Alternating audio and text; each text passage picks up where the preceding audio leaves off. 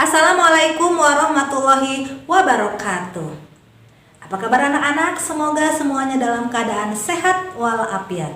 Jumpa lagi dengan Bu Iis, pelajaran PAI, Pendidikan Agama Islam. Beberapa minggu yang lalu Bu Iis sudah mengajak kalian berwisata religi ke masjid-masjid yang ada di Indonesia yang bertemakan Asmaul Husna. Nah, hari ini Bu Iis sedang jalan-jalan lagi di Museum Al-Quran Raksasa yang berada di Palembang. Kenapa Bu Iis mengajak kalian ke museum ini? Karena hari ini kita akan membahas tentang Al-Quran. Al-Quran adalah kitab Allah yang diturunkan kepada Nabi Muhammad SAW sebagai mujizat terbesarnya. Keberkahan Al-Quran terus mengalir kepada kita sampai saat ini dan sampai zaman-zaman sesudah kita yang akan datang. Al-Quran sebagai mujizat sudah dijamin oleh Allah keasliannya. Allah sudah berfirman dalam Al-Quran, "Inna nahnu nazzalna dzikra wa inna lahu lahafidun." Aku yang menurunkan Al-Quran dan aku juga yang akan menjaganya. Itulah janji Allah tentang keaslian Al-Quran. Baik anak-anak, bagaimanakah mukjizat Al-Quran untuk kita dan apakah isi kandungan Al-Quran? Simak terus videonya.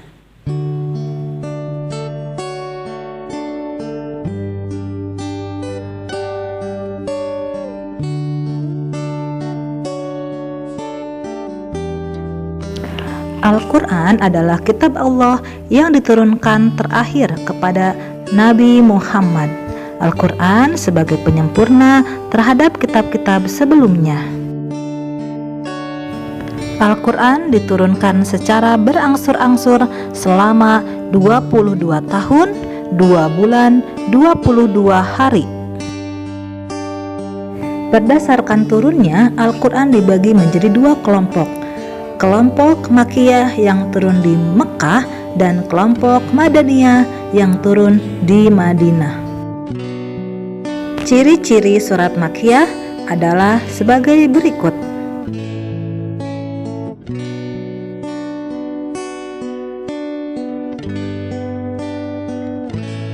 Ciri-ciri surah Madaniyah adalah sebagai berikut.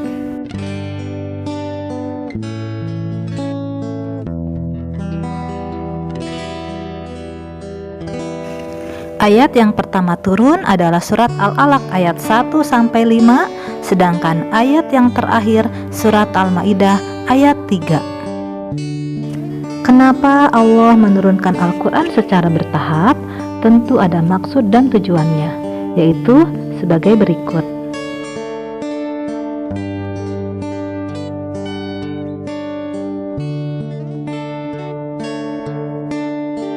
Sebagai pedoman hidup seluruh manusia, Al-Quran mengandung isi pokok sebagai berikut.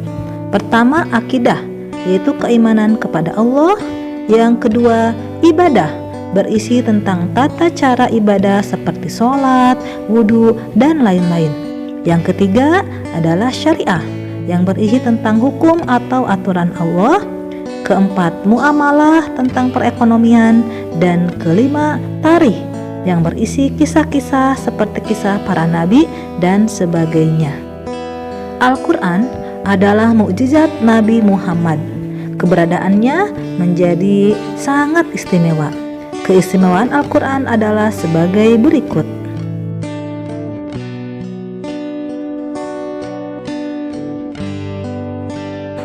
Al-Quran adalah mukjizat untuk seluruh umat manusia.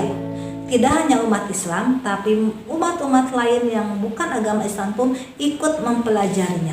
Banyak di antara mereka yang non-muslim tapi hafal Al-Quran. Banyak juga di antara mereka ahli-ahli ilmu sains yang menemukan ilmu-ilmunya berdasarkan Al-Quran. Jika mereka memuliakan Al-Quran, apalagi kita sebagai muslim harus lebih memuliakan Al-Quran. Oleh karena itu anak-anakku, mari kita membiasakan diri memperbanyak membaca Al-Quran setiap hari di rumah. Karena malaikat sangat senang kepada rumah-rumah yang di dalamnya dibacakan Al-Quran. Mereka senang mendatanginya karena katanya rumah yang sering dibacakan Al-Quran akan memberikan sinar cahaya yang terang benderang yang terlihat dari langit ketujuh. Mau punya rumah yang terang benderang seperti itu dan dikunjungi oleh para malaikat? Mari memperbanyak membaca Al-Quran setiap hari di rumah. Baik anak-anak, sekian materi dari Bu Iis. Assalamualaikum warahmatullahi wabarakatuh. Say salawat Allahumma sholli ala Muhammad wa ala ali Muhammad.